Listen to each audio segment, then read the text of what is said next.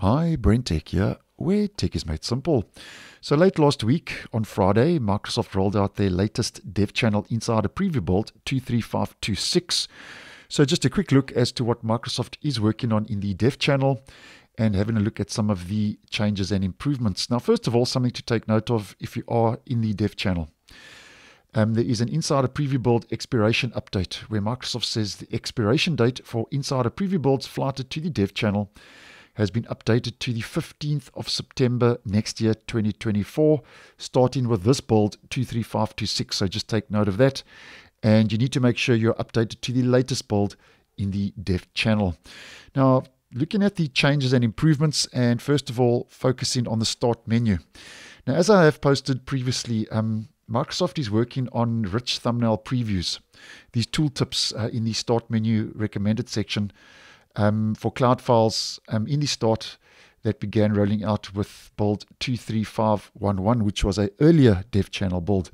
So as we can see, for files that do not have rich thumbnail previews now, it will no longer show a blank preview area. So if there is a thumbnail available, then you'll see the details in this screenshot plus the thumbnail. And obviously, as mentioned, if there's no thumbnail, you will just see the details.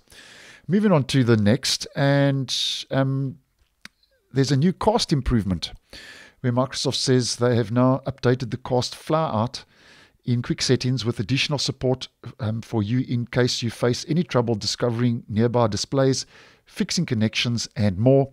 And this screenshot is just an example of the cast flyout in quick settings that now shows the link. As we can see, can't find a device. It shows the link for troubleshooting, device discovery, and other casting issues, which if you are using cast, might be a handy, useful option if that does make its way into the stable version. And just focusing on the last change and improvement, this is regarding Narrator, which is an accessibility feature, as many of you would know.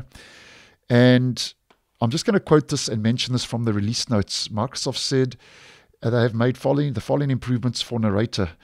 They've changed the default verbosity level from 2 to 3, which will now announce immediate context name and type.